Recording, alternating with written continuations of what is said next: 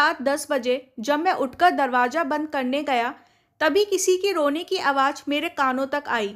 मैंने देखा कि एक 16 साल की खूबसूरत जवान लड़की दरवाजे के सामने बैठकर रो रही थी। उसने मुझे देखकर कहा कि मुझे एक रात के लिए पनाह दे दो, कुछ बदमाश लड़के मेरे पीछे पड़े हैं। मुझे उस लड़की पर तरस आ गया, तो मैंने उसे घर के अंदर बुला लिया। मैंने उस लड़की को अपने बिस्तर पर सोने को दिया, पर भोर होते ही मैंने उसे खाने के लिए रात का बचा बासी खाना उसे गर्म करके दिया और कहा कि इससे पहले कि मेरी माँ जाग जाए तुम यहाँ से चली जाओ। वो कुछ नहीं बोली और निकलकर चली गई। लड़की का चेहरा बहुत ही मासूम था, ना जाने कौन है और इतनी रात को किससे बचकर हमारे घर पर आई थी। अभी काफ़ी भोर थी, तो मैं कमरे में जाकर लेट गया, पर तभी उस लड़की की कोई चीज़ मुझे चुभी। उसे देखकर मेरा कलेजा फट गया। दिल किया कि ज़मीन फट जाए और मैं उसके अंदर समा जाऊं, क्योंकि वो लड़की तो। अब सुनिए मेरी कहानी। मेरा नाम रवि है। बाहर लोगों का शोर सुनकर जब मैं दरवाज़ा खोलने गया, तो भैया किशन शराब पीकर शोर मचा रहे थे। घर पर आकर भी बहुत हंगामा मचाने लगे। मेरी माँ उसे शांत करने लगी। पिता का साया तो बहुत पहले ही सर से उठ चुका था। माँ घर संभाल लिया करती थी और बड़े भैया पापा का दुकान संभालते थे। पिछले एक हफ्ते से भैया दुकान पर नहीं जा रहे थे। वो खूब शराब पीकर घर आते थे। जब होश में रहते तो माँ उसे खूब डांटती, समझाती, दुलारती, पर उन्होंने अपनी हरकतें नहीं छोड़ी। मैं अभी 12वीं कक्षा में पढ़ता हूँ। मेरे भाई तो 8वीं तक पढ़ने के बाद ही पढ़ाई छोड़ दी थी और आवारागर्दी किया करते थे। दोस्तों के साथ मिलकर मोहल्ले की लड़कियों को छेड़ा करते थे। पर पापा की मौत के बाद वो दुकान संभालने लगे थे। हालांकि कभी दुकान खोलना तो कभी नहीं खोलना और इधर उधर घूमते फिरते रहते थे। मैं पढ़ाई में मन लगाता था, पर कभी कभी दुकान पर चला जाया करता था। लेकिन 7 दिनों से न जाने भैया को क्या हो गया था कि दुकान बिल्कुल ही नहीं खोला और शराब पीकर घूम फिर रहे थे। मैंने भैया को समझाया कि अब माँ की उम्र हो चुकी है और इस तरीके से वो परेशान रहती है। अगर आप जिम्मेदारी लेंगे तो माँ को सहारा हो जाएगा। मेरी बात सुनकर उन्होंने कहा तुम सही कह रहे हो और दुकान की चाबी लेकर बाहर निकल गए। मैं बहुत खुश हुआ कि भैया ने मेरी बात मान ली। अब माँ की सारी परेशानी, चिंता दूर हो जाएगी। जब मैं स्कूल के लिए तैयार हो रहा था, अचानक बाहर से शोर आने लगा। जान चली गई, जान चली गई। थोड़ी देर के अंदर ही घर पर कुछ लोग आए और लाश को वहीं छोड़ चले गए। अपने कमरे के अंदर से ही मैं रोने लगा। भैया की हरकतों के कारण माँ बहुत बीमार हो गई थी, लेकिन भैया ने तो आज से दुकान खोलने का फैसला कर लिया था। पर माँ वो देखने के लिए अब जिंदा नहीं बची। बेचारी बाहर सब्जी लेने गई थी। अपने कमरे से बाहर निकलकर जब मैं हिम्मत कर लाश को देखा, तो मेरी आंखें फटी की फटी रह गई। मेरे सिर से ऊपर मानो आसमान टूट पड़ा। सामने मेरे किशन भैया की लाश पड़ी थी। पड़ोस की औरतें किसी तरीके से मेरी माँ को पकड़कर घर के अंदर लेकर आ रही थी। अभी अभी तो भैया अपनी गलती समझकर दुकान खोलने के लिए जा रहे थे और अभी अभी वो इस दुनिया को छोड़कर, हम सबको छोड़कर चले गए। मैंने अपनी माँ को संभालने की कोशिश की, पर मैं खुद ही अंदर से टूट चुका था। मैं और मेरे भैया बहुत ही करीब थे और जब भी मेरे भैया कुछ गलती करते तो मैं उन्हें माँ पापा से बचाने की कोशिश करता। पर आज वो आंखें बंद कर बेजान से पड़े हुए हैं। माँ बिल्कुल बेसुध बैठी है। उनका क्रियाक्रम जब खत्म हो गया तो माँ से छुप छुप कर मैं बहुत रोया करता था और मेरी माँ तो हिम्मत बिल्कुल हार चुकी थी। कुछ दिनों के अंदर वो और बूढ़ी और बीमार हो चुकी थी और दुकान बिल्कुल बंद हो चुकी थी। घर की हालत बहुत खराब थी। मेरी माँ मेरे पास आकर कही कि बेटा, मुझे पता है तुझे पढ़ने का शौक है, पर अब किशन नहीं रहा तो तेरे ऊपर घर की जिम्मेदारी आ गई है। पर मेरा कोई भरोसा नहीं है। मैं जल्दी कोई अच्छी लड़की देखकर तेरी शादी करवा दूंगी। मैं नहीं चाहती कि मेरे बाद तू अकेला परेशान हो और धक्के खाए। अब किशन तुझे सहारा देने को नहीं रहा। तो मैंने इस बात पर कुछ नहीं कहा। मुझे पता है कि मेरी माँ इस घर को नहीं संभाल पा रही है। खाने को भी बहुत दिक्कत हो गया है। मैं स्कूल और दुकान दोनों संभालने लगा और मेरी माँ मेरे लिए लड़की ढूंढने लगी। पर जिस घर में अभी अभी जवान बेटी की मौत हुई है, और माँ भी बीमार है, बेटा भी अभी स्कूल जाता है और कमाई भी सही नहीं है। ऐसे घर में कोई भी इंसान अपनी बेटी की शादी नहीं करवाना चाहता। माँ मारी मारी फिर रही थी, पर उन्हें मेरे लिए कोई भी ढंग की लड़की नहीं मिली। फिर एक रात एक अजनबी हसीन लड़की घर से बाहर रोती रोती पनाह मांगने लगी। तो ऐसे में उसे देखकर मुझे अपने भाई की याद आ गई कि किस तरह मुसीबत में वो मुझसे मदद मांगा करता था। और आज किशन भैया के जाने के बाद मैं बिल्कुल अकेला पड़ गया था।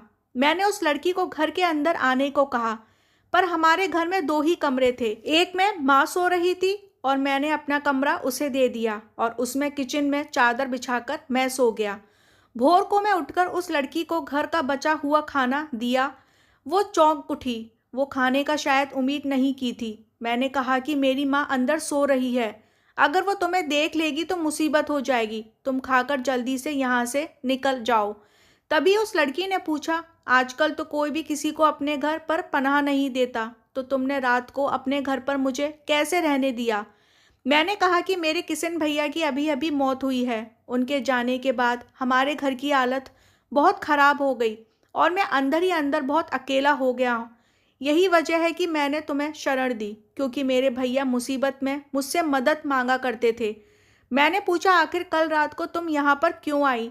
उसने कहा कि कुछ बदमाश मेरा पीछा कर रहे थे और मैं भागते हुए यहाँ पर शरण लेने आई।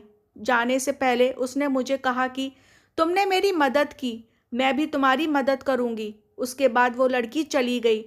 मैं अभी सुबह स्कूल के लिए जाने लगा। माँ की हालत भी बहुत ख़राब थी, कभी खाना बनाती तो कभी भूल जाती और जवान बेटे की मौत पर रोती रहती। अगले दिन मैं फिर से दरवाज़ा बंद करने गया तो वो लड़की वहाँ खड़ी थी। वो आज रात के लिए मुझसे शरण मांग रही थी। आज मैंने गौर से देखा तो लड़की बहुत ही खूबसूरत थी। मुझे लगा ये लड़की फिर से हमारे घर पर क्यों आ गई है? आखिर इस लड़की का माजरा क्या है? ये किससे भागती फिर रही है? कहीं कुछ झूठ तो नहीं कहा? मुझे उस पर तरस आ गया। फिर मैंने उसे अपने घर पर बुला लिया और अपने बिस्तर पर सोने को कहा। आज वो मुझे किशन भैया के बारे में पूछने लगी, उनकी मौत पर अफसोस करने लगी। उसने मुझसे नाम पूछा तो मैंने रवि बताया और उसका नाम निशा था। जब उठते ही मैंने उसे कुछ खाने को दिया। निशा ने कहा, तुमने मुसीबत में मेरा साथ दिया और मैं ज़रूर तुम्हारी मुसीबत में साथ दूंगी। वह फिर से चली गई। अगली सुबह मेरा स्कूल नहीं था। मेरी माँ नाश्ता बनाते बनाते अचानक ही रसोई में गिर पड़ी और बेहोश हो गई। घबराया हुआ रसोई में गया तो देखा उनकी सांस चल रही है। किसी तरीके से उठाकर उन्हें कमरे तक लेकर आया। जब उन्हें होश आया तो देखा उन्हें काफ़ी चोट लगी है। मैं उनकी मरहम पट्टी करने लगा। मेरी माँ के शरीर में अब जान ही नहीं रही और इस घर को संभालना अब बहुत ही मुश्किल हो रहा है। सारी जिम्मेदारी मेरे लिए अकेले उठा पाना मुश्किल है, क्योंकि मुझे पढ़ाई के लिए तो वक्त ही नहीं मिल रहा। जब माँ थोड़ी ठीक हुई तो बैठकर हम खाना खाने लगे। तभी किसी ने दरवाज़ा खटखटाया। सुबह के 11 बज रहे थे। मेरी माँ उठकर जाने लगी तो मैंने कहा, माँ आप आराम करो, मैं देखता हूँ। पर उन्होंने मेरी बात नहीं सुनी और जाकर दरवाज़ा खोला। मेरी माँ किसी को लेकर अंदर आई और कही, ये किशन की दोस्त है, इसका नाम निशा है। मैंने जैसे उसे देखा तो वो रात वाली लड़की है। आखिर ये यहाँ क्या कर रही है? मेरी माँ उस लड़की से तरह तरह के सवाल पूछ रही थी। उसने पूछा, किशन ने तो कभी तुम्हारा नाम नहीं लिया। उसने कहा, मैं एक लड़की हूँ, तो उस तरह की दोस्त नहीं हूँ। पर मैं उसे जानती थी, वो बहुत ही अच्छा इंसान था। मुझे उनकी मौत का काफ़ी अफसोस है। किशन की बातें बताकर मेरी माँ का दिल जीत लिया। मेरी माँ काफ़ी दिनों बाद थोड़ी खुश नज़र आ रही थी। मैं दुकान खोलने चला गया। जब मैं घर आया तो उस लड़की ने घर का सारा काम कर रखा था। उसने पूरे घर की साफ सफाई की थी। जब मैं अपने कमरे में जाकर बिस्तर पर लेटा तो कोई चीज़ मुझे चुभने लगी, जो कि उस लड़की का कोई सामान होगा जो वो छोड़ गई थी। पर उस चीज़ को देखकर मेरी आंखों से आंसू आ गए। मुझे यकीन नहीं आ रहा था कि ये सामान कहाँ से आया। अगली सुबह लड़की फिर से घर पर आ गई तो मैंने उसे अपने कमरे में बुला लिया और उसे वो सामान दिखाकर कहा कि तुम्हारे पास कैसे आई? कल तुम ये कह रही थी कि तुम किशन की दोस्त हो, तो तुम किशन को कब से जानती हो? उसने कहा कि मैंने ये बात झूठ बोल दिया था। मैंने तुम्हारा मुंह से किशन का नाम सुना था और मैंने तुमसे मदद का वादा किया था। इसी वजह से तुम्हारे घर पर आई हूँ। मैंने कहा, फिर मेरे भाई की माउथ ऑर्गन तुम्हारे पास कैसे आ गया? एक पल के लिए तो वो बिल्कुल चौंक गई, लेकिन अगले ही पल उसने खुद को संभाला और कहा, ये माउथ ऑर्गन तुम्हारे भाई का है। मुझे नहीं मालूम था, सफाई करते वक्त मुझे ये मिला। ये माउथ ऑर्गन मेरे किशन भाई का फेवरेट था, पर कहीं खो गया था और हमें कहीं नहीं मिला था। इस लड़की ने इसे कैसे ढूंढ निकाला? जब मैं स्कूल जाता था तो लड़की दुकान भी संभाल लिया करती थी और मेरे घर का कामकाज भी। एक दिन मेरी माँ ने उसे कुछ पैसे दिए और कहा कि बेटा, ये तेरी मेहनत का है। वो बिल्कुल रोने लगी और कहने लगी, मैं बिल्कुल बेसहारा हूँ। आप मेरे सिर के ऊपर अपना हाथ रख दो तो मुझे सहारा मिल जाएगा। मेरा इस दुनिया में कोई नहीं है और ये जालिम दुनिया जिससे मैं बचती फिर रही हूँ, अगर आपने मेरी शादी रवि से करवा दी तो मेरी माँ की तो मानो माँ की मुराद पूरी हो गई। वो मेरे लिए कब से लड़की तलाश कर रही थी और लड़की अब घर पर आकर ही खुद ही अपनी शादी की बातें कर रही है, वो भी एक बेसहारा लड़की। मेरी माँ ने बिना कुछ सोचे समझे उस लड़की से मेरी शादी करवा दी और कुछ ही महीने में लड़की उम्मीद से हो गई। धीरे धीरे अपने भाई के खोने के गम से मैं और मेरी माँ बाहर आ रहे थे, पर इस बीच मेरी माँ बहुत बीमार पड़ गई और चल बसी। बस मुझे निशा ने संभाल लिया था और एक बच्चे आने की खुशी में अपना गम भूल चुका था और मेरी 12वीं की पढ़ाई भी पूरी हो चुकी थी, तो मैं पूरा वक्त दुकान संभालता था और वो घर संभालती थी। तभी उसने मुझसे कहा कि मैं तुम्हें अपने घर पर ले जाना चाहती हूँ, पर मुझे नहीं पता था कि उसके घर पर जाकर मैं निशा को हमेशा के लिए खो दूंगा। उसका घर बहुत बड़ा था और वो बहुत रईस थी। उसका इस दुनिया में कोई नहीं था, पर किसी चीज़ की उसके पास कोई कमी नहीं थी। उसके घर जाकर हम रात को सो गए। सुबह उठकर देखा तो मुझे घर पर छोड़कर वो बाहर गई थी।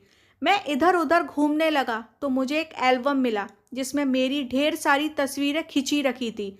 और ये तस्वीर अभी की नहीं थी, बल्कि मेरी शादी से पहले की थी, जब किशन भैया जिंदा थे।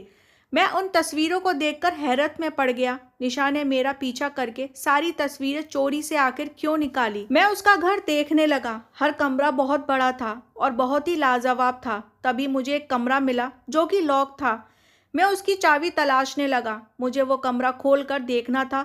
सामने एक चाबी के बॉक्स में अलग अलग चाबी से ताला खोलने की कोशिश करने लगा कि आखिर एक चाबी से ताला खुल गया, पर कमरे के अंदर घुसते ही मेरी आंखें फटी की फटी रह गई। मेरे दिल की धड़कन मानो थम सी गई थी। उस कमरे में निशा के साथ मेरे भाई की एक तस्वीर थी। जब मैं इधर उधर ढूंढने लगा तो मेरे भाई का कुछ सामान भी वहीं पड़ा हुआ था। निशा पहले से मेरे भाई को जानती थी। किशन ने भी मुझे निशा का जिक्र नहीं किया था। तब अचानक निशा कमरे के सामने आकर खड़ी हो गई। उसके चेहरे का रंग बिल्कुल उतर चुका था। मैं काफ़ी गुस्से में था। मैंने कहा, ये सब क्या है निशा? अब तो मुझे सच सच बताओ। वो रोने लगी। उसने कहा कि किशन मेरा बॉयफ्रेंड था। मैं उसे बहुत पसंद करती थी, पर किशन बिल्कुल आवारा किस्म का लड़का था। आवारा लड़कों के साथ घूमता फिरता था। मैं उससे शादी करना चाहती थी, पर उसने मुझसे शादी के लिए मना कर दिया। मैं बहुत परेशान थी क्योंकि मुझे पता चला था कि मैं माँ बनने वाली हूँ। किशन ने मुझे अपनाने से मना कर दिया, तो मैंने सोच लिया था कि मैं तुमसे शादी कर लूँगी। किशन मुझे बहुत पहले से ही तुम्हारे बारे में बताता रहता था। मैंने तुम्हारे बारे में सब खबर ले ली थी और तुम्हारी कुछ तस्वीरें भी खींच ली थी। मुझे पता था कि तुम किशन से बिल्कुल अलग हो, बहुत पढ़ाई को लेकर सीरियस हो, अच्छे लड़के हो और गलत संगत में नहीं पड़ते। एक दिन किशन घर पर आया तो मैंने उससे कह दिया कि मैं रवि से शादी कर लूँगी। अब तो मेरे घर पर दोबारा मत आना। हम दोनों के बीच में बहुत झगड़ा हुआ और वो गुस्से में चला गया और 7 दिनों के अंदर ही उसकी मौत हो गई। मैंने कहा, तुम्हारे वजह से ही मेरे भाई की मौत हुई है। तुमने उसके साथ रिश्ता तोड़ने के बाद वो रोज़ शराब पीकर आता था और दुकान भी नहीं खोलता था, और परेशानी के कारण ही उसका गाड़ी से एक्सीडेंट होकर मौत हो गई। निशा ने कहा, मुझे माफ़ कर दो। मैं नहीं चाहती थी कि किशन की जान चली जाए। उसने मुझे शादी के लिए इनकार कर दिया था। इसी वजह से मैं तुमसे रिश्ता बनाने के बाद किशन से कही थी। अब तक मुझे लगता था कि निशा मेरे बच्चे की माँ बनने वाली है, पर ये बच्चा तो किशन का है। लेकिन मैं उसे ठुकराना नहीं चाहता क्योंकि मेरे भाई की आखिरी निशानी उसके कोख में पल रही थी। इसी वजह से मैंने उसे अपना लिया और निशा भी एक अच्छी पत्नी साबित हुई। कुछ सालों के अंदर ही उसने भी एक बेटी को जन्म दिया। और हम हमेशा के लिए खुशी खुशी रहने लगे। अगर आपको कहानी अच्छी लगी हो तो प्लीज़ चैनल को सब्सक्राइब ज़रूर कर दें और कहानी सुनने के लिए बहुत बहुत आपका धन्यवाद।